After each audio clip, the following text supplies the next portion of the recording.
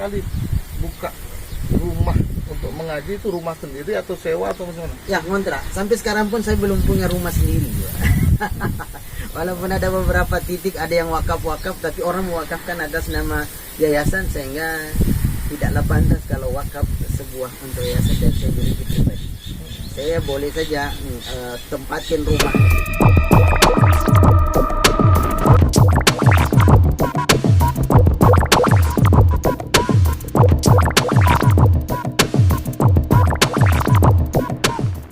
Alhamdulillahirabbil alamin. Pagi hari ini masih bersama saya Bos Anto dalam program Bos Anto Show. Saat ini kami berada di Desa Brakit, Kabupaten Bintan, Kepulauan Riau. Masih dalam kondisi sehat walafiat, aman, sejahtera. Mudah-mudahan selalu diberkahi oleh Allah Subhanahu wa taala, dirahmati oleh Allah Subhanahu wa taala. Klikas dimanapun Anda berada, pagi hari ini saya bersama Ustadz Khairil Anwar, pengasuh, pemilik atau pembina Rumah Tahfiz Al-Khair. Alhamdulillah, sampai saat ini Rumah Tahfiz Al-Khair sudah menetaskan puluhan santri yang hafiz Quran 30 juz ya, Ustadz ya? Belum, Pak. Masih dalam proses karena anak-anak Ulang balik ya. Tapi sampai saat ini saya dengar sudah berapa? Ada 13 cabang. Sudah ada 13 cabang rumah tahfiz yang siap untuk mengeluarkan santri-santri, ustadz-ustadz yang hafiz 30 juz. Apa motivasi sebenarnya dari Ustadz Khairil Anwar sehingga sampai rela mengorbankan waktunya berdakwah di jalan Allah? Mari sama-sama kita ikuti, simak wawancaranya. Assalamualaikum Ustaz. Waalaikumsalam warahmatullahi wabarakatuh. Ustaz, saya mau tanya ini, asal Pak Ustaz dari mana dulu? Saya asal dari Sulawesi Selatan, Kumba. Sulawesi Selatan, Bugis, Makassar. nenek moyangku seorang pelaut. Ya. Masya Allah. Jauh merantau Pak Ustaz? Jauh Pak, merantau. Alhamdulillah. Dari kampung kemana dulu kemarin? Langsung ke Batam. Langsung ke Batam. Langsung Tahun ke Batam. berapa Pak Ustaz? Tahun 2007 akhir, setelah dari pondok pesantren itu mengabdi di kampung sebentar, Allah takdirkan di Batam. Allah takdirkan dulu. Tahun 2007 akhir, pada saat pergantian tahun Masehi ya, dari tahun 2007 ke 2008. 2007 ke 2008 masuk ke Batam ya. Masuk ke Batam. Itu sudah tamat dari pondok pesantren. Ya, pondok pesantren Al-Quran Darul Sofat 77 Di mana? di Sulawesi Selatan. Oh. Sulawesi Selatan. Tepatnya di Kabupaten Sinjai, Bonek. Jadi masuk ke Batam tujuannya apa waktu itu? Dulu tujuannya adalah ingin melanjutkan pendidikan. Ada dua, kalau tidak ke Maroko itu sudah Universitas Hukum sudah yang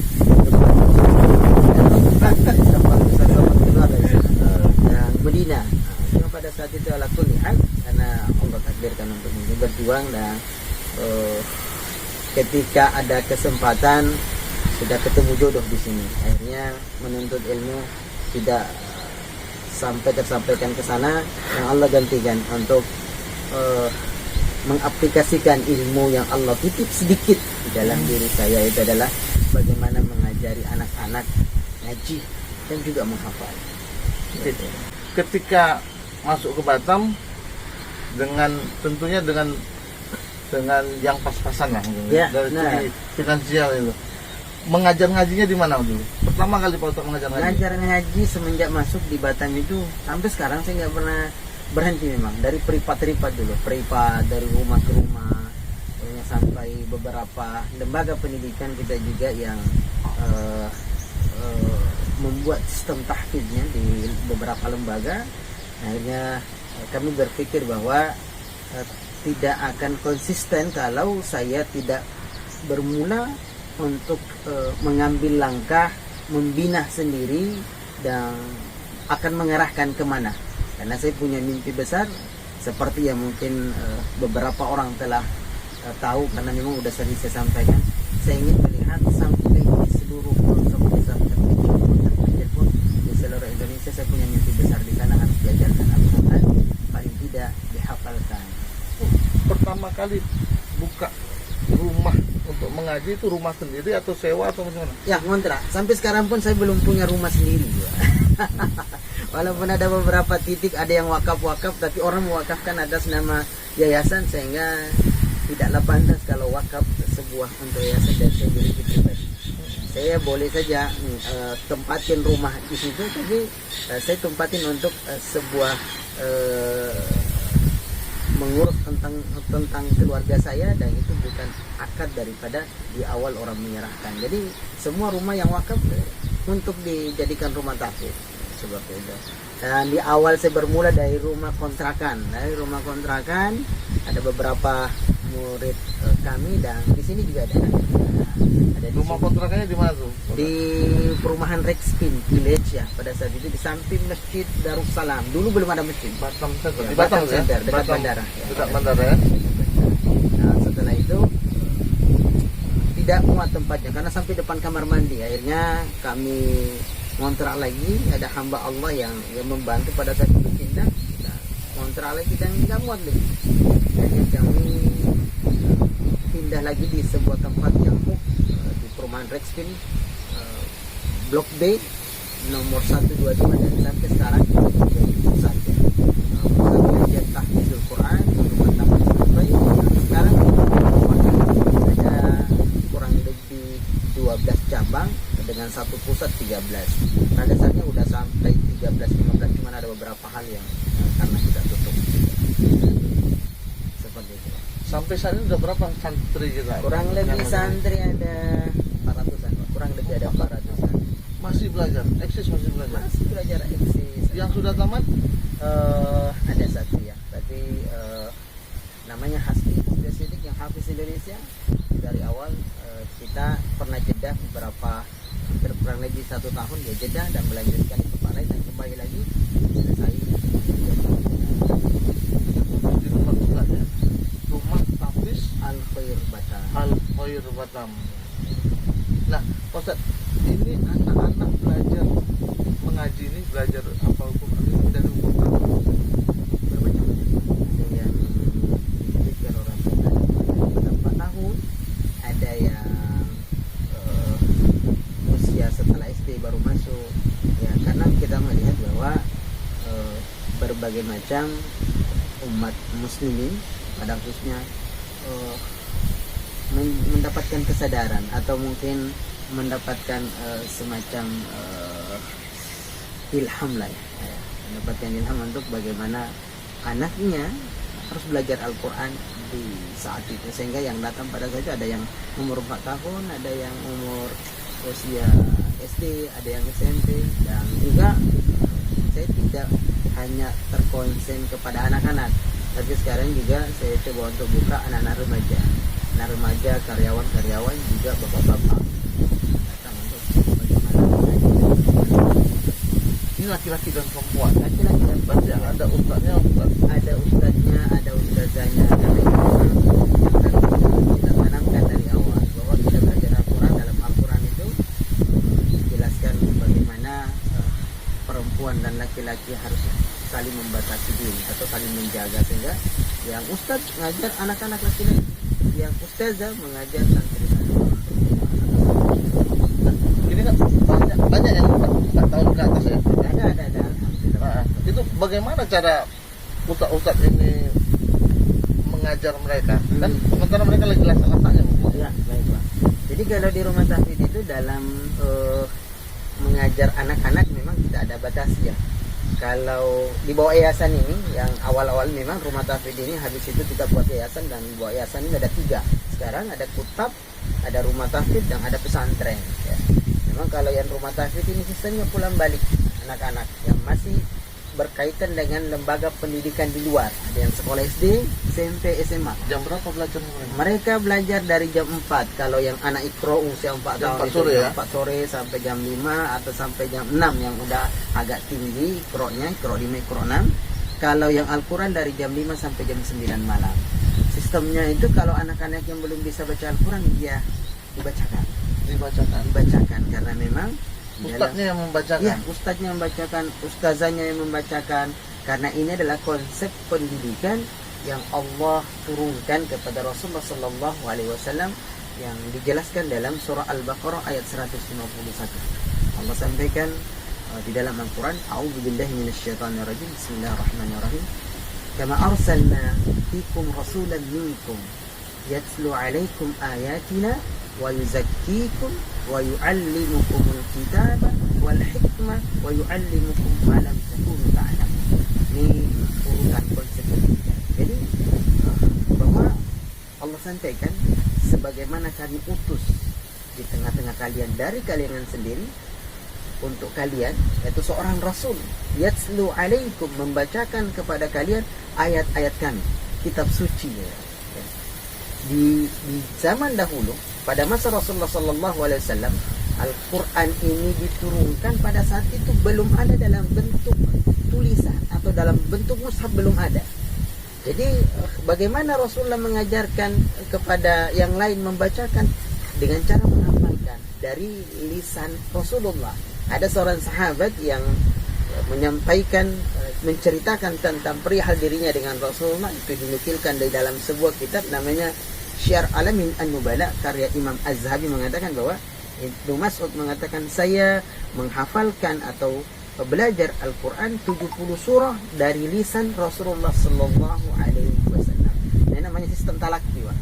Jadi bagaimana bunyinya huruf, bagaimana bentuk pengucapannya, anak-anak umur 4 tahun mereka belum tahu. Jadi benar-benar meniru daripada lisan, bibir guru-guru yang mereka belajar. Maka kita batasin satu guru 8 anak. 8 anak yang kelas-kelas yang perlu bisa ngaji. Kalau di sekolah formalnya, sekolah dasar Islam yang disebut dengan kutab, satu guru 3 anak. Itu namanya dalam itu ya. Seperti itu Pak Sistem. Nah, saya tadi dengar ada kutab, ada pesantren, ada rumah tahfiz. Nah, kutab ini apa sih, Pak Ustaz? Kutab.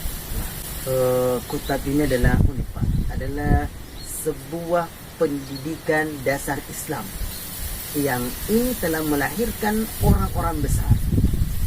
Akan tetapi ironis sekali karena kaum muslimin tidak tahu apa itu kutab. Saya baru tahu juga ini.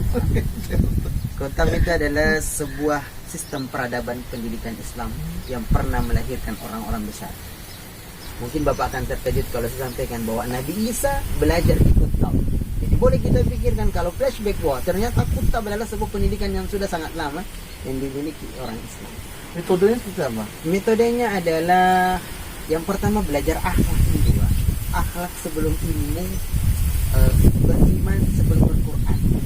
Nabi Isa ketika dibawa oleh ibunya Maryam belajar, dikatakan dalam sebuah hadis, Anna Isa hamalathu ummuhu ilal kutab. Nabi Isa dibawa ibunya ke sebuah kutab. Faqala lahul muallim, maka gurunya Nabi Isa mengatakan, guru kutab ini mengatakan, uktub bismillah, tulis atas nama Allah. Qala Isa atadri ma huwa Allah. Nabi Isa bertanya, kamu tahu apa itu Allah? Maka Nabi Isa menimpali pertanyaannya, menjawab pertanyaan sendiri, ilahun aliha. Bismillah, Allah itu adalah zat yang diibadahi. Di kutab itu yang diajarkan tauhid dulu. Ya. Mungkin agak bingung gimana mengajarkan tauhid anak-anak umur 4 tahun, 5 tahun, 6 tahun. Yang di kutab itu umur 4 tahun, 4 tahun, 5 tahun, 6 tahun. Itu seumur TK. Seumuran TK, pra. Seumuran TK, pra kutab umur 4 tahun, kutab al-awal 5 tahun, sampai nanti selesai SD kutab kunui. Nah, di tahfidz, di rumah tahfidz ini, di kutab ini kita target selesai dia usia SD, kita berharap mereka selesai hafalan. Sehingga basic, dasar tentang agama sudah sangat. Mereka belajar dari jam 7:15 atau setengah 8 ya, sampai jam 2. Dan uniknya ada tidur siang. Apa aja? Makanya apa aja yang diajarkan? Ya, jadi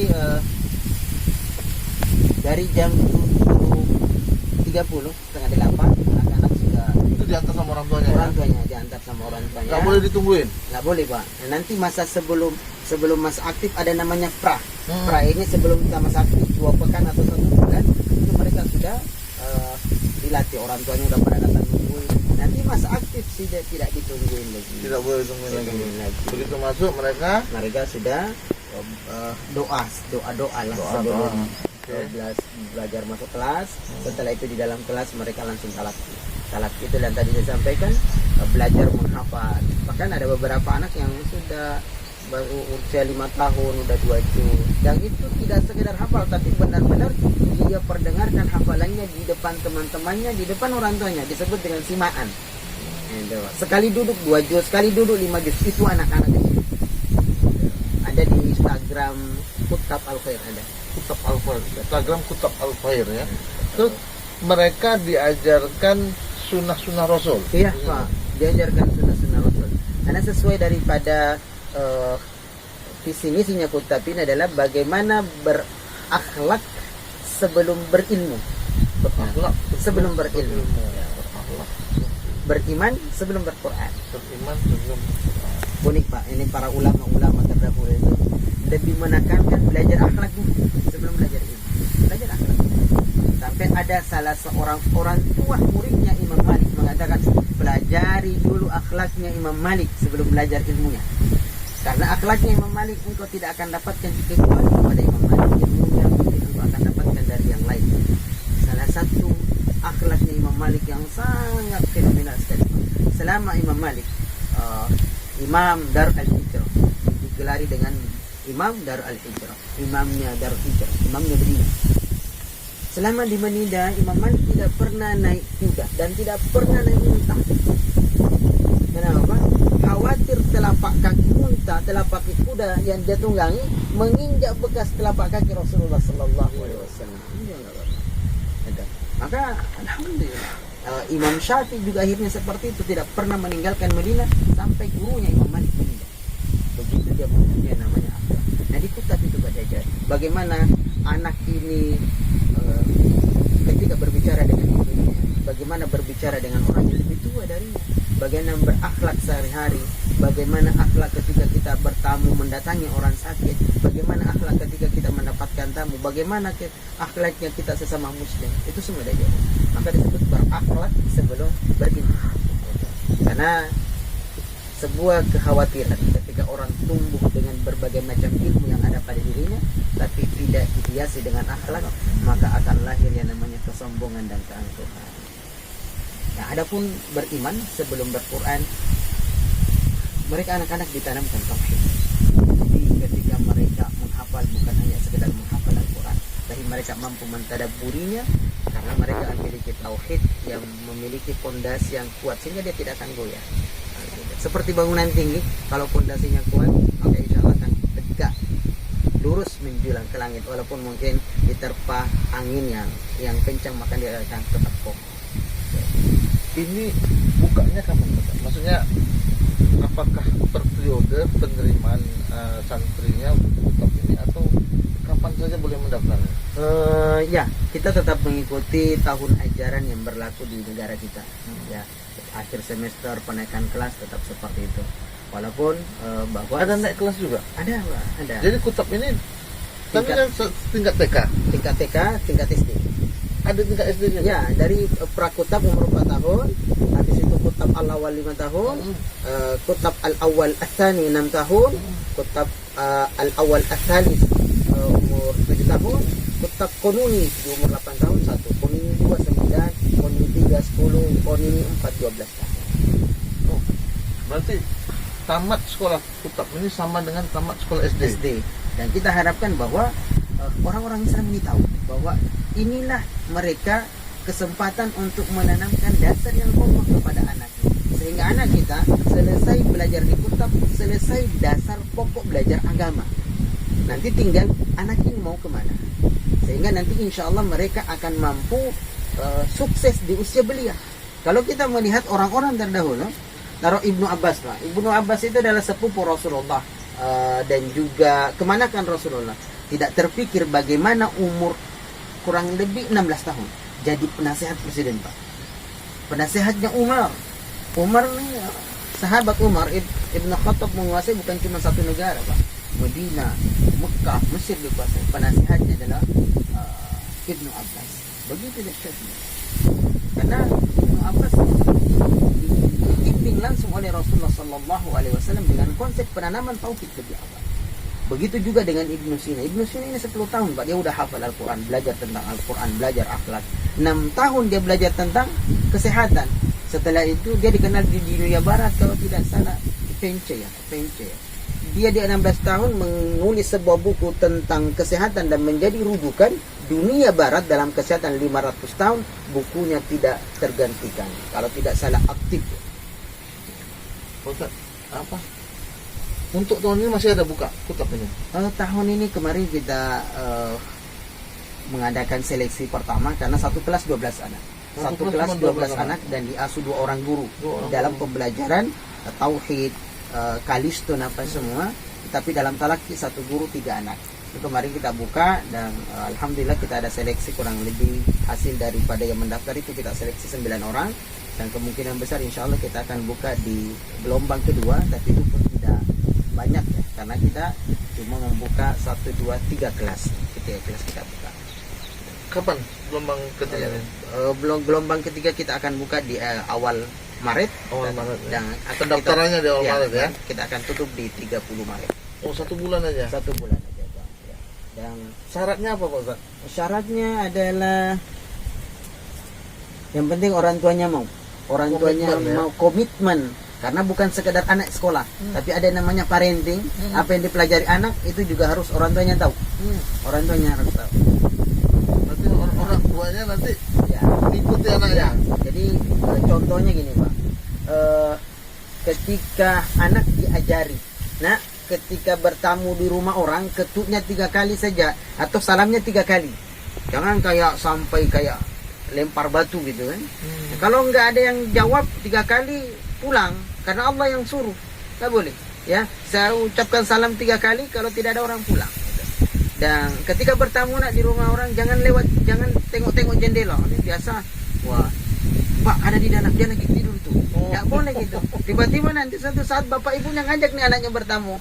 Nah ibunya sendiri yang tengok rumahnya orang lewat jendela. Nah itu nggak boleh. Buyar semua itu. Hanya perlunya keterikatan ya. Kerjasama yang baik antara orang tua di rumah dengan anak di sekolah. Outputnya anak ini dari sekolah apa yang didapatkan dan bagaimana dia di rumah itu juga diinformasikan kepada gurunya.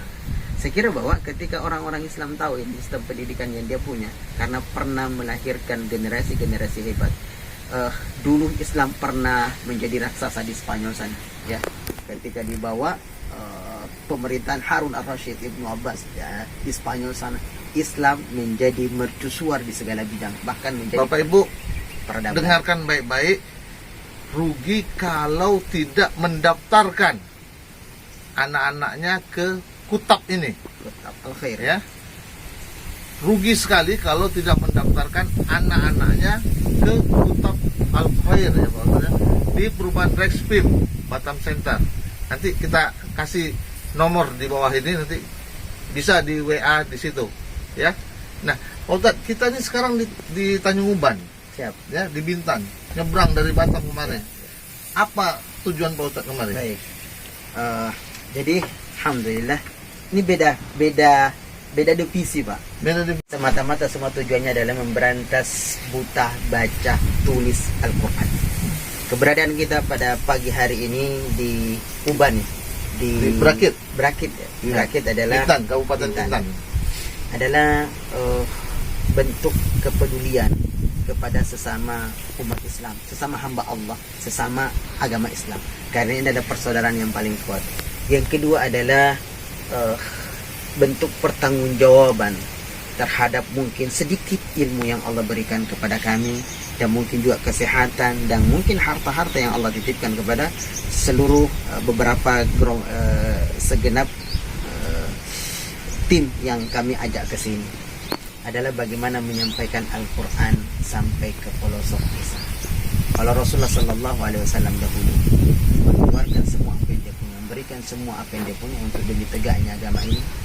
Sekarang adalah bentuk bagaimana kita melanjutkan dakwah Rasulullah Sallallahu Alaihi Wasallam dalam menyampaikan Al-Quran sampai ke seluruh pelosok desa negeri yang ada di Indonesia ini.